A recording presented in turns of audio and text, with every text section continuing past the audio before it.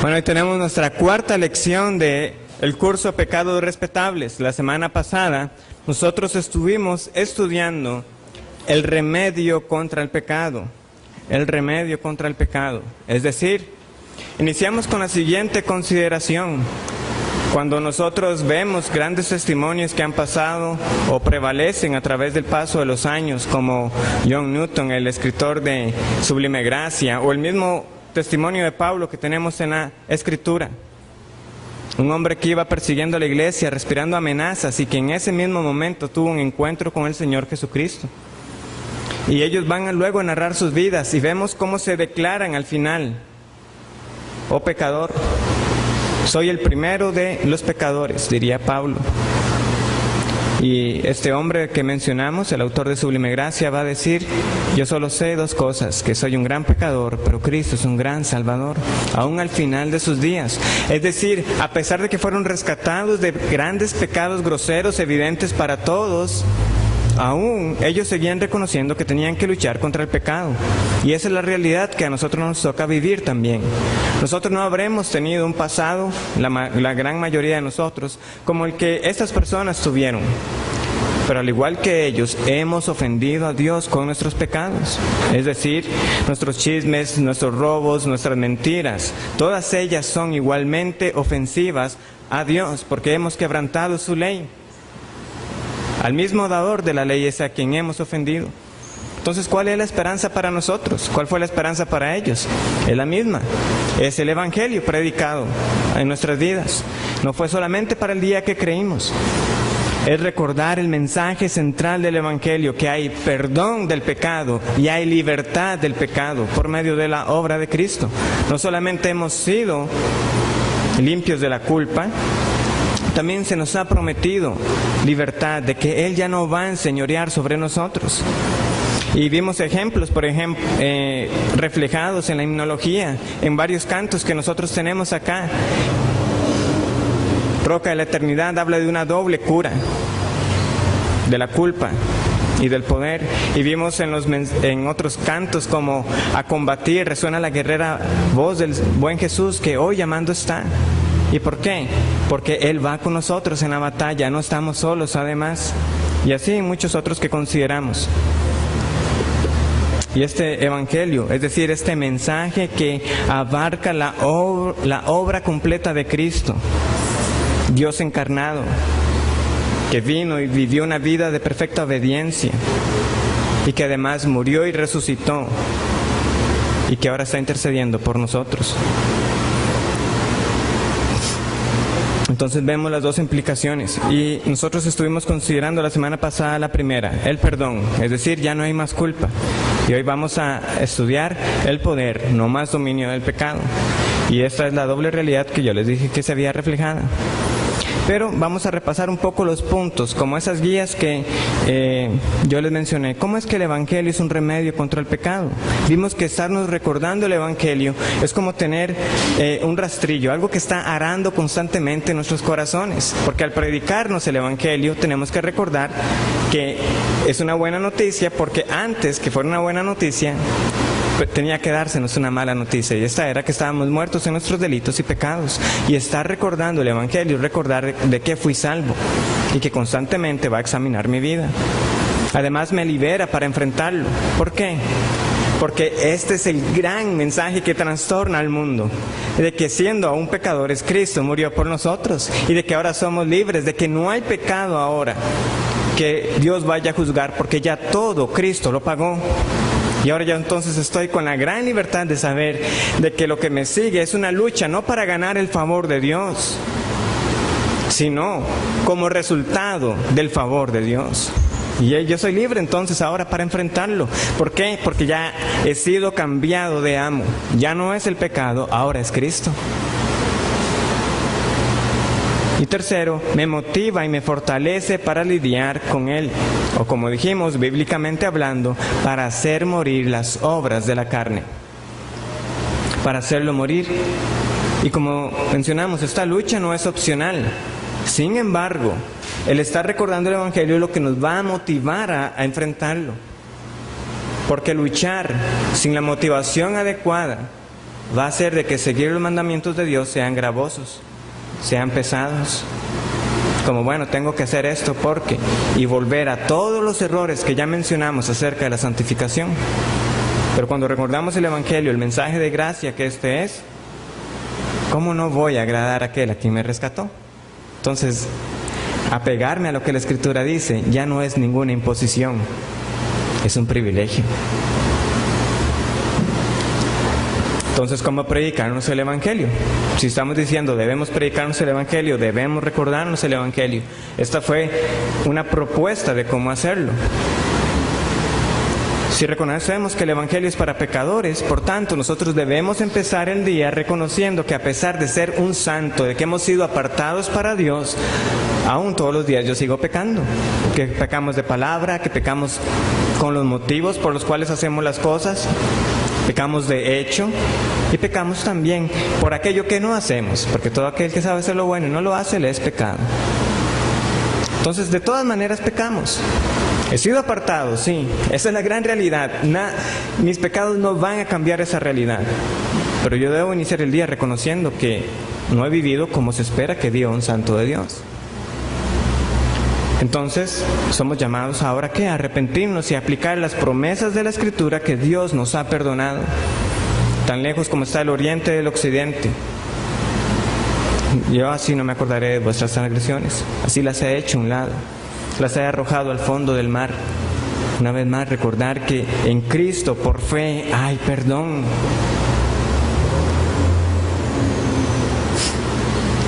Y en tercer lugar, aplicamos las Escrituras que además del perdón nos recuerdan que nuestra buena relación con Dios tiene su base únicamente por la justicia obrada por Cristo. Es decir, ¿por qué es que podemos decir de que esos pecados han sido echados a lo profundo del mar? Por lo que Cristo hizo, una vez más, no por lo que yo he hecho. Todos los pasajes de la Escritura a los cuales nosotros acudimos por perdón. Bienaventurado el varón cuya transgresión ha sido perdonada.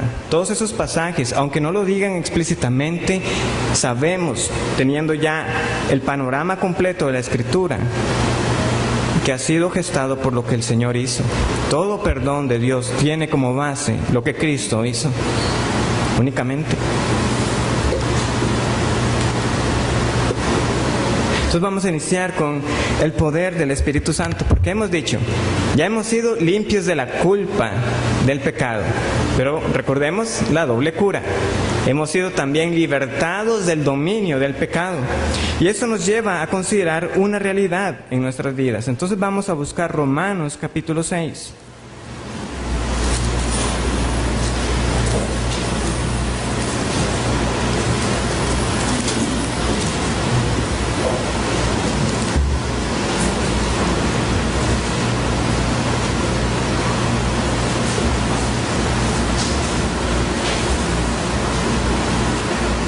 Leamos el versículo 2. Romanos 6:2 dice, en ninguna manera. Esta es la respuesta a la pregunta del versículo 1. ¿Perseveraremos en el pecado para que la gracia abunde? En ninguna manera. Esa es la respuesta. Porque los que hemos muerto al pecado, ¿cómo viviremos aún en él? Esta es una declaración. Todo aquel que está en Cristo ha muerto al pecado. Pero queda algo pendiente que nosotros debemos entonces estarnos cuestionando. ¿Cómo es que ahora que somos muertos al pecado, realmente cada día yo tengo que estar lidiando contra aquello que codicio? Que yo paso codiciando cosas que no necesito, que hago de cosas materiales un ídolo, que me he vuelto impaciente muchas veces, que he alojado resentimientos contra alguien, que gasto mi tiempo de forma irresponsable, ya sea en el internet o yendo a tiendas para simplemente ver aquello que no puedo comprar, o de muchas otras formas.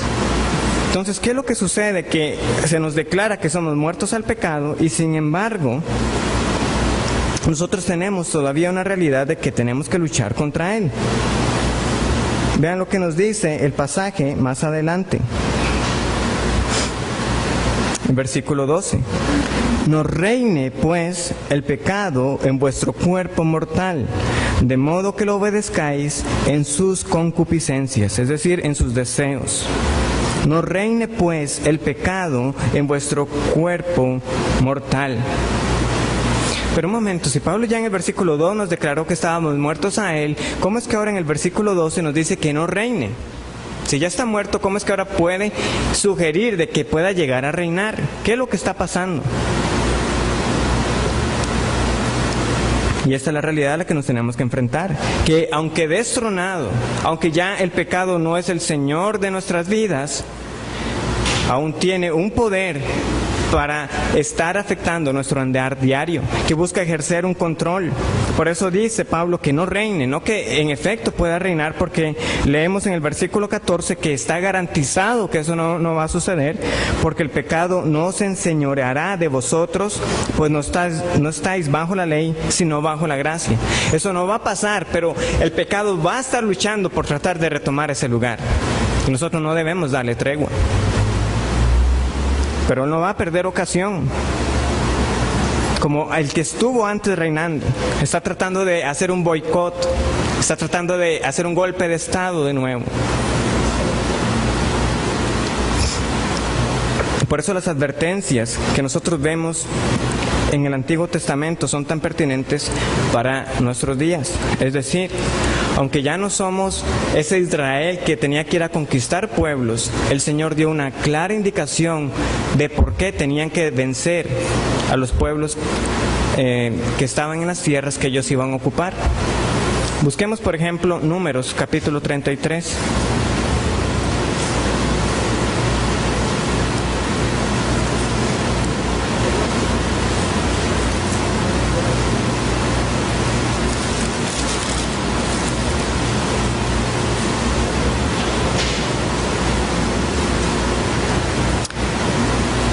Números 33, después de que se nos describen ese recorrer del pueblo de Israel, hay una instrucción clara en el versículo 52.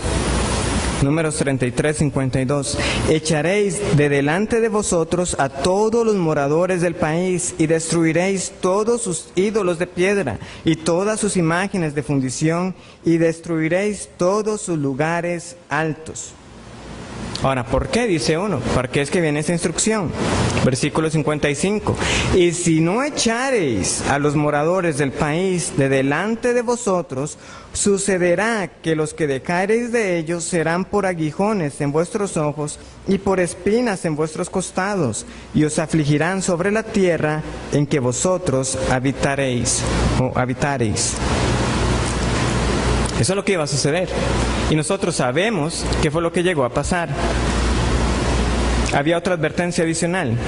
No era solamente que ellos iban a ser como una incomodidad. Deuteronomio capítulo 7. No era que iban solamente a estar siendo como esos aguijones que se nos describen. Dejarlos con vida era también exponerse a desviar su corazón. Deuteronomio capítulo 7, versículos del 1 al 4. Cuando Jehová tu Dios te haya introducido en la tierra en la cual entrarás para tomarla, y haya echado de delante de ti a muchas naciones, al Eteo, al Gereseo, al Amorreo, al Cananeo, al Fereceo, al Heveo y al Jebuseo, 7 naciones mayores y más poderosas que tú, y Jehová tu Dios las haya entregado de delante de ti, y las hayas derrotado, las destruirás del todo. No harás con ellas alianza, ni tendrás de ella misericordia, y no emparentarás con ellas, no darás tu hija a su hijo, ni tomarás a su hija para tu hijo. ¿Por qué? Porque desviará a tu hijo de en pos de mí, y servirán a dioses ajenos, y el furor de Jehová se encenderá sobre vosotros, y te destruirá pronto. Vemos aquí la realidad. Eso no era algo que ellos podían vencer. Esas naciones eran mayores y más fuertes que tú, se nos dice, pero Jehová es quien da la victoria. Y nosotros podemos tener esa confianza de que así como Él dio la victoria contra esas naciones, también nos dará la victoria contra el pecado. Pero hay una responsabilidad a la que estamos llamados. Y es de que no podemos descuidar esa victoria que Él da. ¿Cuál fue el triste resultado? Estas fueron las instrucciones dadas por Moisés. Cuando llegamos al libro de Jueces capítulo 3, De los versículos al 1 al 6, algunos pueden ver un subtítulo que dice naciones que fueron dejadas para probar a Israel. Fue precisamente eso. No todas fueron destruidas totalmente. Cuando estudiamos el libro de Josué, con el pastor Eric, recordarán de que se nos dijo de que algunas de esas naciones fueron dejadas para sacarles tributo. Y ese no era lo que ellos estaban mandados a hacer, era destruirles. Pero dijeron, bueno, mejor sacarles dinero que destruirlos completamente. Y vean lo que pasa. Jueces capítulo 3. Estas pues son las naciones que dejó Jehová para probar con ellas a Israel, a todos aquellos que no habían conocido todas las guerras de Canaán, solamente para que el linaje de los hijos de Israel conociese la guerra, para que la enseñasen a los que antes no la habían conocido. Al principio ese es el propósito, es decir, ustedes también van a tener que saber lo que sus padres hicieron, luchar. Versículo 3. Los 5 príncipes de los filisteos, todos los cananeos, los sidonios y los heveos que habitaban en el monte Líbano, desde el monte de Baal Hermón hasta llegar a Amat. Pero veamos el otro propósito, versículo 4. Y fueron para probar con ellos a Israel, para saber si obedecerían a los mandamientos de Jehová que él había dado a sus padres por mano de Moisés. ¿Recuerdan qué fue el mandamiento? No tomarás tu hija para su hijo, ni tu hijo para...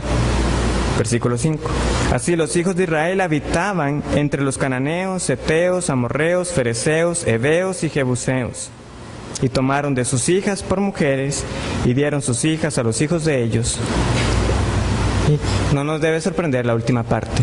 Y sirvieron a sus dioses. No batallaron, no lucharon, se desviaron y fueron vencidos.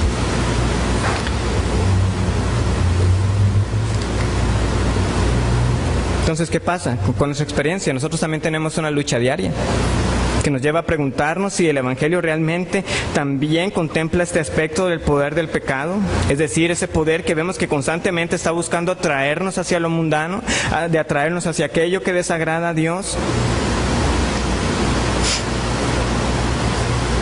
Y eso parece cierto todavía más en estos pecados respetables o sutiles que hemos estado mencionando. Y es que son tenaces, hermanos. Nosotros tenemos que cuidarnos todos los días de lo que vemos. Tenemos que cuidarnos todos los días de lo que oímos, de todos los días de lo que hablamos, todos los días de dónde andamos. Es que esto no es de un solo día. Por eso es que se nos tiene que recordar que esto es una batalla. No hay un día de tregua. El pecado no tiene tregua.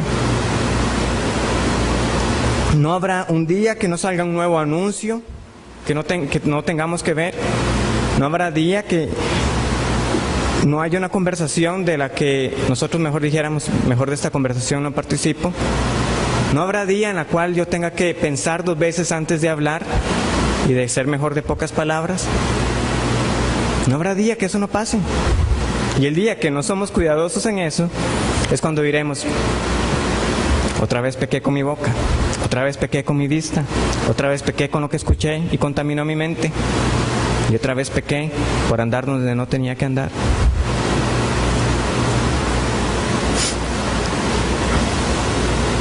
Por eso es que tenemos que conquistar hasta lo último. Hay que seguir luchando y luchando y luchando hasta que no quede nada.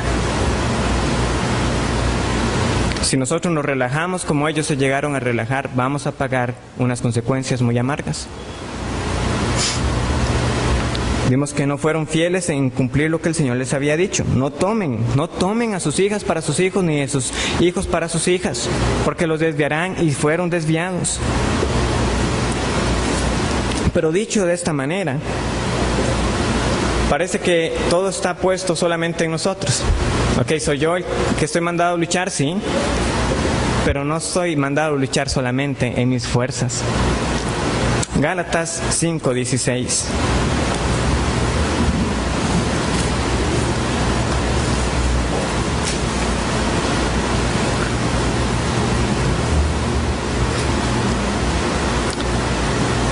¿A quién nos ha dejado el Señor cuando Él se marchó? Os digo que os enviaré a alguien, al Espíritu Santo. ¿Y qué nos dice Pablo en Gálatas 5:16? Digo pues, andad en el Espíritu y no satisfagáis los deseos de la carne. Ahí está, nosotros no estamos mandados a ir a la lucha solos, a andar solos, no. Anden y no satisfagan para los deseos de la carne. Está bien, Pablo, es lo que tenemos que hacer. Y todos los días derrotados. No, andad en el Espíritu y no satisfagáis para los deseos de la carne. Andar en el Espíritu, entonces no vamos a proveer para este pecado que aún está ahí buscando cómo seguir reinando. Ahí está, cuando andamos en el Espíritu no vamos a estar satisfaciendo para los deseos de la carne. No estamos solos. Por eso es la confianza de todo aquel que ha creído en el Señor, de que no está en esto buscando cómo agradar a Dios solamente por sus propias fuerzas. De que hoy voy a leer la Biblia para impresionar a Dios, hoy voy a orar para impresionar a Dios. No, hoy voy a andar en el Espíritu para no satisfacer los deseos de la carne. Es eso. ¿Y qué es andar en el Espíritu? Bueno, una respuesta es esta.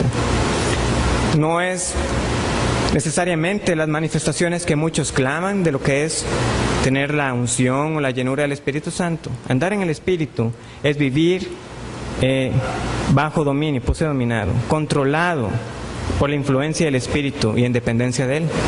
Eso es lo que básicamente significa. Cuando se nos dice sed llenos del Espíritu, es ser controlados por el Espíritu Santo. Eso es la llenura.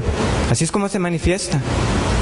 No es por medio de la manifestación de los dones extraordinarios. Ser lleno del Espíritu Santo es ser controlado por Él, es andar en Él. Sin embargo, esto introduce entonces la realidad. El mandamiento es para nosotros, andad. ¿Quién? Nosotros. Somos responsables de andar. Pero no podemos andar solos. Es decir, dependemos de quién, del Espíritu Santo para efectuar la segunda parte, no satisfacer los deseos de la carne. El autor lo ha llamado el principio de la responsabilidad dependiente. Responsabilidad dependiente. ¿Qué quiere decir el principio de la responsabilidad dependiente? Nosotros somos responsables ante Dios de obedecer su palabra, de dar muerte a los pecados en nuestras vidas, sean pecados sutiles o no sutiles. O sea, nosotros seremos responsables ante Dios por eso. Somos nosotros los llamados a obedecer. Pero viene la segunda parte, dependiente. ¿Por qué? Porque al mismo tiempo nosotros no tenemos la capacidad dentro de nosotros mismos para llevar a cabo esa responsabilidad.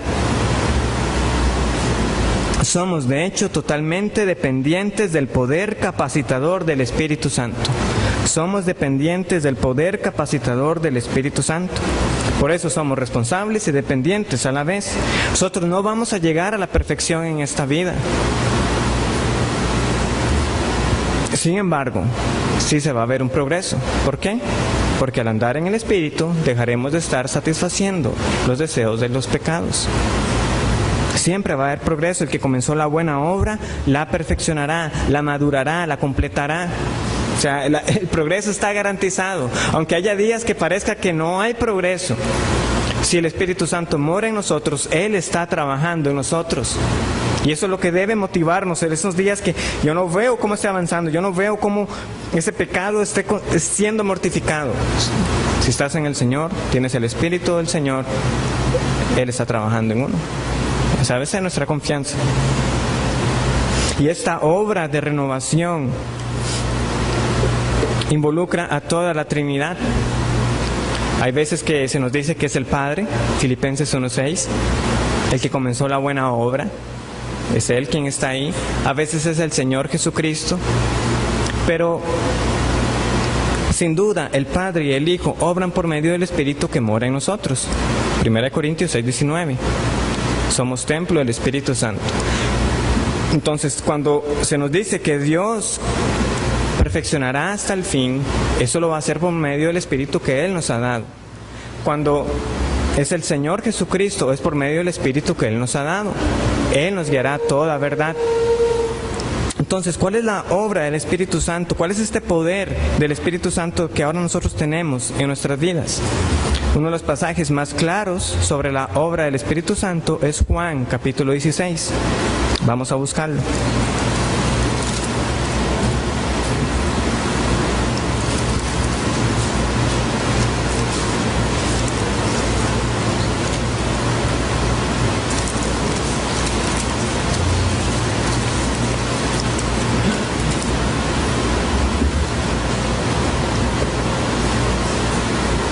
Juan 16, del 7 al 15. Dice así: pero yo, esto es Cristo, os digo la verdad. Os conviene que yo me vaya, porque si no me fuera, el Consolador no vendría a vosotros. Mas si me fuere, os lo enviaré. Y cuando Él venga, convencerá al mundo de pecado, de justicia y de juicio. De pecado por cuanto no creen en mí, de justicia por cuanto voy al Padre y no me veréis más, y de juicio por cuanto el príncipe de este mundo ha sido ya juzgado. Aún tengo muchas cosas que deciros, pero ahora no las podéis sobrellevar. Pero cuando venga el Espíritu de verdad, Él os guiará a toda la verdad, porque no hablará por su propia cuenta, sino que hablará todo lo que oyere, y os hará saber las cosas que habrán de venir. Él me glorificará porque tomará de lo mío y os lo hará saber. Todo lo que tiene el Padre es mío, por eso dije que tomará de lo mío y os lo hará saber. En primer lugar, vemos que Él obra al traer convicción de pecado. Es decir, lo hemos leído en el versículo 8, cuando Él venga convencerá al mundo de pecado. Y eso no es solamente una vez más para el día que creímos en el Evangelio. El Espíritu Santo constantemente nos está convenciendo a nosotros de pecado. Cuando nosotros reconocemos un pecado, hermanos, eso es el Espíritu Santo diciéndonos: has pecado. Es Él trayendo convicción a nuestras conciencias, trabajando, mostrándonos cómo hemos ofendido al Señor. Él hará ver nuestro egoísmo, Él hará ver nuestra impaciencia, Él hará ver cómo estamos juzgando de forma pecaminosa a los demás. Es Él, es el Espíritu Santo y nadie más. También vemos que Él obra a través de las Escrituras. Dice el versículo 13 que Él nos guiará a toda la verdad. ¿Y cuál es toda la verdad? La que nosotros tenemos revelada en las Escrituras, que justamente Él inspiró. ¿Por qué? Porque toda la Escritura es inspirada por Dios. ¿A dónde más nos va a guiar el Espíritu Santo sino a la palabra de Dios? Él va a obrar por medio de la Escritura. Él la inspiró y toda la verdad que Cristo nos está hablando Él los va a llevar aquí mismo, no los va a llevar a algo que yo no haya dicho. Aquí es donde el Espíritu Santo también va a trabajar. Ese es el poder de Él. Y no una vez más, esto trae confianza para nosotros. Si yo he sido sellado, marcado con el Espíritu Santo, Él no me va a dejar apartarme hacia el error. Él me va a guiar siempre a la verdad.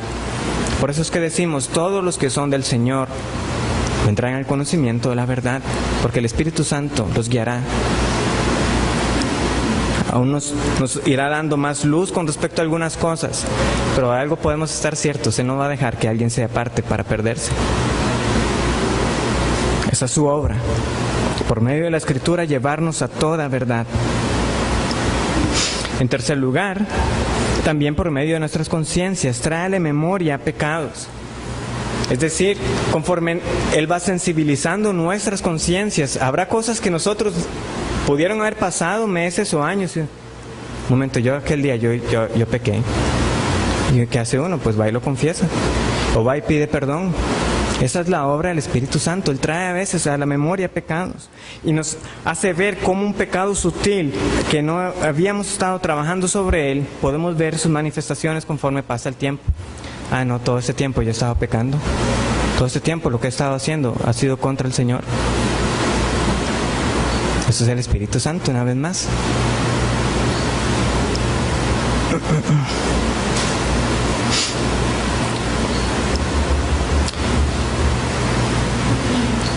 Y esto es especialmente cierto con estos pecados que hemos tolerado. Porque hasta que Él no nos convenza de que en efecto hemos estado ofendiendo a Dios y que es igualmente grave lo que hemos estado haciendo, no vamos a luchar contra Él. Y es donde vamos a necesitar el poder del Espíritu Santo, porque al haber pasado tanto tiempo, de haber aceptado vivir con eso, tratar de ya sacarlo de la vida, eso ya no se va a poder tan fácilmente. Eso no es solamente cuestión de voluntad, eso es obra del Espíritu que también esté ahí con uno. También, en cuarto lugar,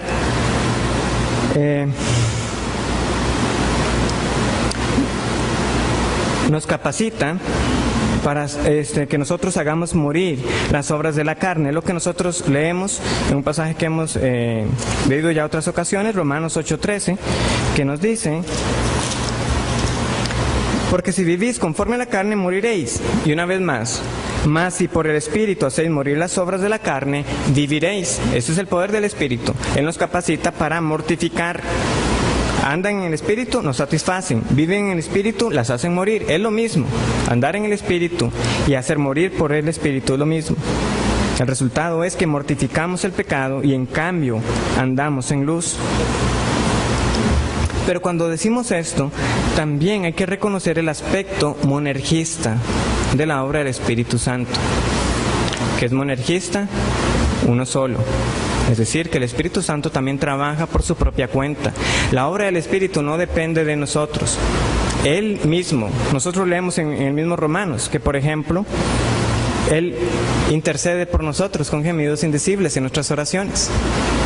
A eso no es nosotros por andar en el Espíritu, eso es Él. Es por su cuenta que el Espíritu Santo intercede, por ejemplo. Versículo 26 de ese capítulo, para que lo leamos. Y de igual manera el Espíritu nos ayuda en nuestra debilidad. Pues ¿qué hemos de pedir como conviene? No lo sabemos, pero el Espíritu mismo intercede por nosotros con gemidos indecibles. Eso es Él, eso no somos nosotros. Hay que reconocer que no se trata solamente de que nuestro andar en el Espíritu va a amarrar al Espíritu para que haga algo que está llamado a hacer. No, Él actúa siempre, independiente también.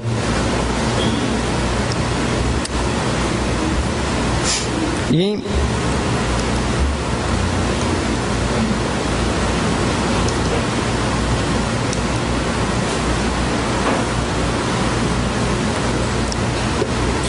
en la última que leemos, por medio de las circunstancias que nos probarán. ¿Qué quiere decir esto de las circunstancias que nos probarán? Que muchas veces el mismo Espíritu Santo nos pondrá en situaciones, en circunstancias que están diseñadas para hacernos crecer espiritualmente.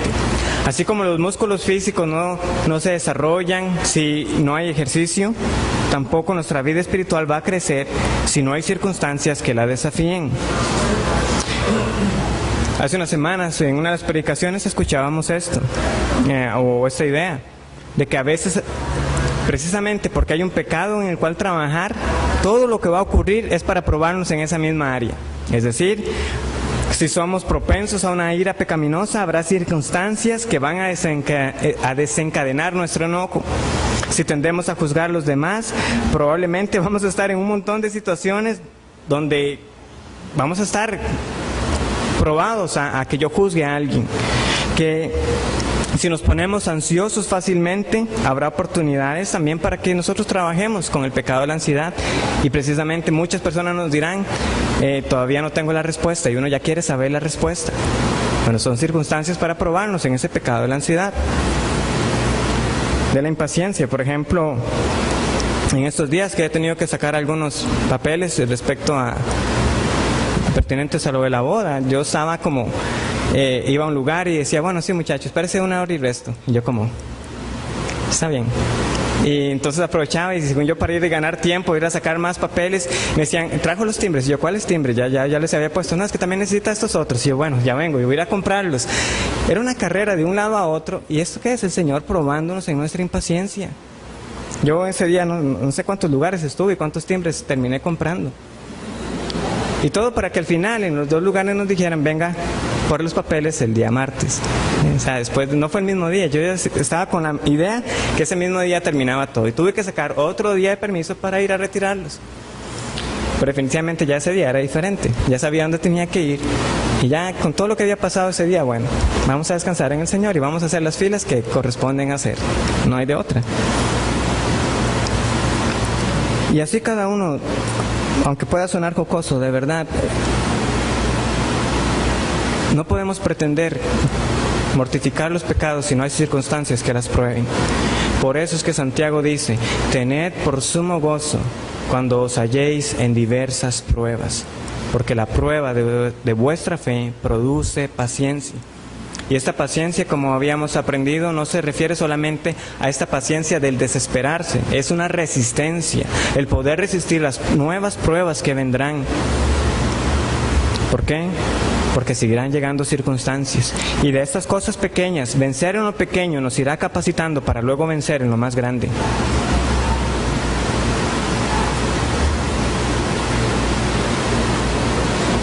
¿Por qué? Porque hoy pudieron ser unos papeles, pero luego podrán ser otros resultados, que podamos temer más y que se trate de asuntos de vida o muerte. Pero si he aprendido a descansar en el Señor, yo no me voy a desesperar, habré mortificado ese pecado. Y cuando decimos esto, por supuesto, es porque lo decimos bajo el entendido de que Dios es soberano. Vamos a Lamentaciones, capítulo 3, 37-38. Lamentaciones después de Jeremías. Lamentaciones 3, 37-38.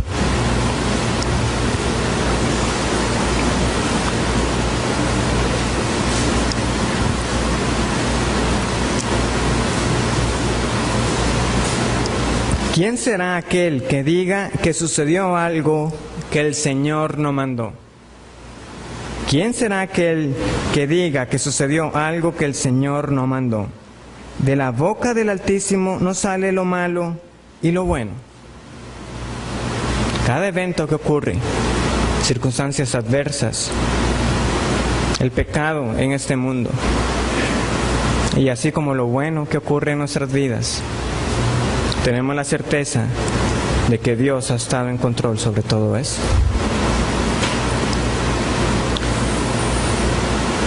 Pero cuando decimos y entendemos, porque alguno puede pensar, ¿cómo es esto que sale lo malo de Dios? Nosotros sí tenemos algo bien claro que también la Escritura nos enseña. Esto no quiere decir de que Dios nos está tentando. Es algo muy diferente que hayan circunstancias en nuestra vida que nos prueben, y otra muy distinta son las tentaciones que sabemos que nacen de nuestras concupiscencias, de nuestros malos deseos. Dios no tienta a nadie. Él no puede ser tentado por el mal. Y sin embargo es soberano sobre esas circunstancias de tentación que nos ocurren. O Romanos 8:28, que hemos estado ahí, en este pasaje.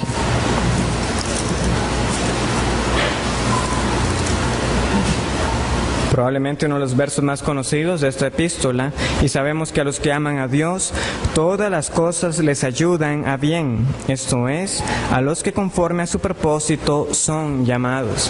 Y este es un versículo que nosotros abrazamos porque vemos en él que no importa la circunstancia que venga en nuestra vida, el Señor lo usará para bien. Así como José pudo decirle a sus hermanos, vosotros pensasteis mal contra mí, mas Dios lo encaminó a bien. Nosotros sabemos que a todos aquellos, como dice aquí, que aman a Dios, todo le ayudará bien. Pero no perdamos la perspectiva de cuál es el bien mayor que tiene en mente el autor. ¿Y cuál es? Versículo 29. Porque a los que antes conoció, también los predestinó para que fuesen hechos conformes a la imagen de su Hijo, para que Él sea el primogénito entre muchos hermanos. No solamente es la certeza que Dios va a obrar bien en medio de cada circunstancia que nos ocurra, por difícil que sea. Es que debemos tener en cuenta el cuadro mayor, que todo eso es para hacernos conformes a la imagen de su Hijo. Eso es. Cuando usted piense, ¿cuál es el bien? ¿Para qué es que Dios me está poniendo por medio de esa circunstancia? Para conformarte a la imagen de su Hijo. ¿Por qué es que? Para conformarte a la imagen de su Hijo. Esa es la certeza que nosotros podemos tener.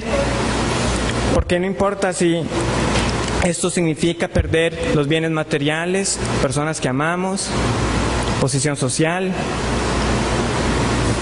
Todo eso ayudará a un bien o al bien. ¿Y cuál es? Ser conformados a la imagen de su Hijo. Porque todo lo demás ya está garantizado. A estos que llamó, en última instancia, también serán glorificados juntamente con Él. ¿Amas a Dios? Pues ten la certeza de que si has sido llamado por Él, cuando Él venga también estarás con Él para ser glorificado. Pero entre tanto, para ser conformados a la imagen de su Hijo, hay que vencer toda cruel tentación, como dice el himno. Hay que aplastar los deseos de la carne. Hay que andar en el Espíritu Santo.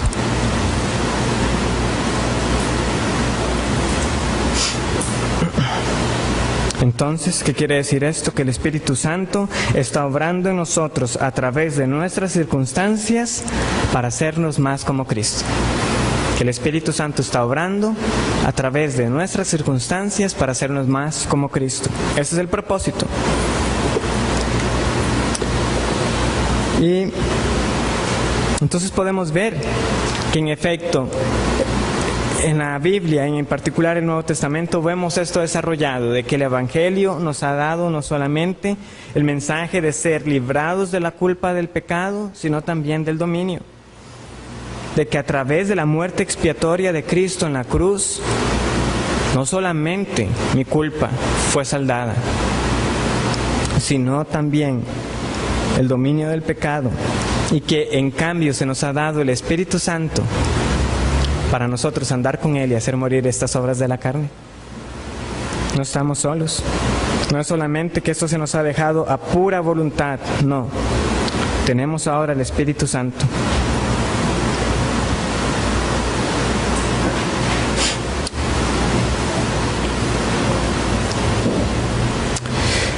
En esta última diapositiva tenemos una guía para luchar contra el pecado. Ahí está el resumen, yo iré ampliando cada uno de ellos. Entonces, ¿cómo vamos a luchar contra el pecado? Los primeros 3 puntos ya los hemos visto en las clases pasadas, entonces solamente haré el repaso de unas ideas clave. En primer lugar, aplicar el Evangelio. Es lo que justamente iniciamos repasando esta mañana. Tenemos que recordar o reconocer que para luchar contra el pecado, esta lucha será hecha en el contexto del Evangelio. Pero ¿por qué es que somos tan enfáticos con esto? Porque es que tan pronto uno empieza a trabajar en una área específica de pecado, uno rápidamente hace el Evangelio de lado y ya está uno, bueno, ahora soy yo, voy a amarrarme las mangas y aquí voy yo a trabajar, vamos a mortificar este pecado.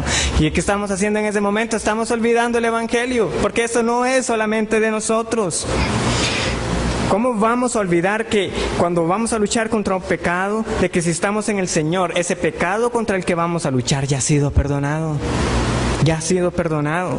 ¿Por qué? Por la obra de Cristo. Recordemos lo que nos dice Colosenses 2, 13 y 14.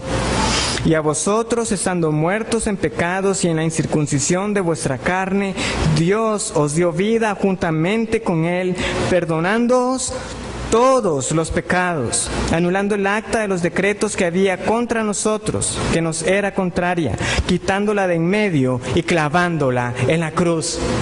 Ese pecado contra el que vamos a luchar, clavado, pagado. Vamos ahora a trabajar.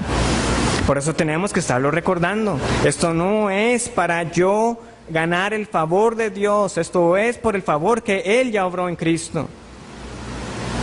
Que Él ya nos ha acreditado a nuestro favor la justicia perfecta de Cristo.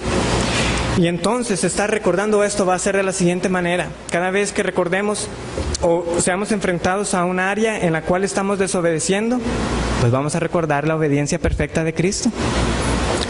Yo he desobedecido a Dios, pero Cristo vivió una vida de perfecta obediencia, desde que nació hasta el día que llegó a morir en la cruz. Somos propensos a estar ansiosos. Cristo siempre confió de forma perfecta en el Padre, aún momentos antes de la cruz. No se haga mi voluntad, no sea como yo quiera, sino como tú quieres. Si fuera posible que pase esta copa de mí, pero no como yo quiero, sino como tú quieres.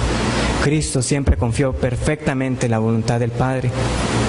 Entonces, cuando estoy ansioso y veo que fallo en esa lucha, recordemos que Cristo ya venció también el pecado de la ansiedad. O por Él tenemos el perdón contra el pecado de la ansiedad. Tenemos problemas con el egoísmo.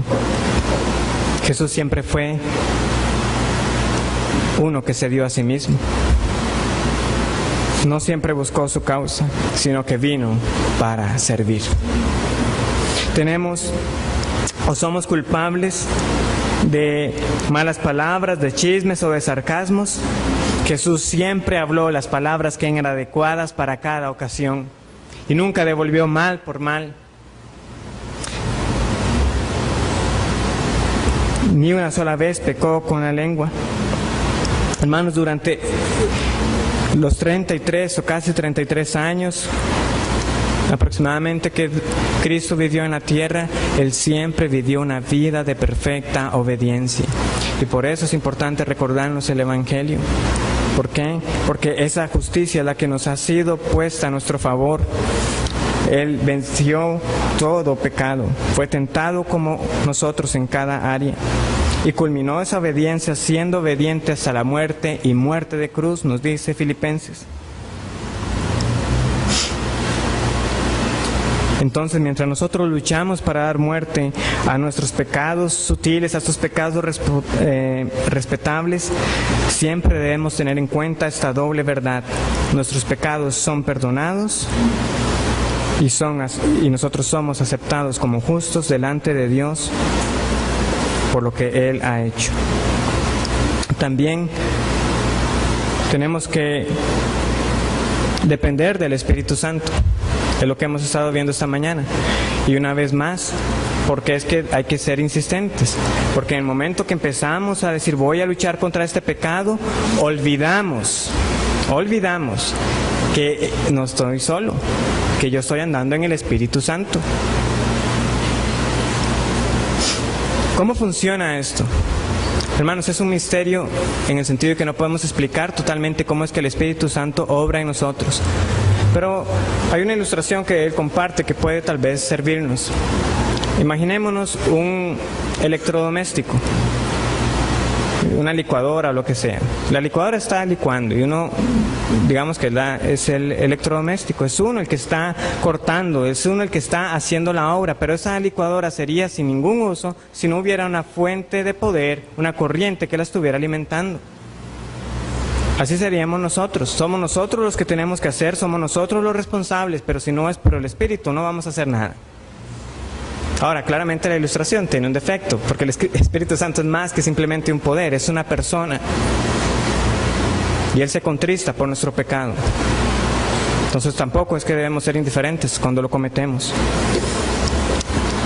Entonces por eso es que está el tercer punto, debemos reconocer nuestra responsabilidad, debo estar constantemente recordando, yo soy responsable. En cuarto lugar, tenemos que identificar esos pecados respetables específicos. Y por tiempo, creo que entonces para no correr, voy a terminar con esto. Hemos estado mencionando, y a partir de la otra semana ya vamos a empezar con una lista. Vamos a estudiar algunos pecados ya con nombre. Y yo los invito a que ustedes también hagan este ejercicio de identificar en sus vidas cuáles son estos pecados. Porque no estamos hablando simplemente de una lucha general. Por eso Pablo, en el contexto, eso sí, de la carta de Corintios, él hablaba como de pelear contra la aventura, ¿verdad? Como aquel que lanza golpes al aire. Que si nosotros solo hablamos del pecado en general, de luchar contra el pecado, es como estar golpeando el aire, sin nada específico. Y uno tiene que ponerle nombre. Yo voy a pelear contra esto, yo voy a mortificar esto. Si no los tenemos, hermanos, nuestra lucha va a ser infructuosa. Y cuando vemos, hemos estado leyendo, hemos estado orando, pero no hemos estado orando por pecados particulares, no hemos estado leyendo para ver cómo vencer pecados particulares. Es decir, van a ser esfuerzos infructuosos. Que el Señor les bendiga. La otra semana terminamos esa parte de la lista y empezaremos ya con pecados específicos. Es tiempo del receso.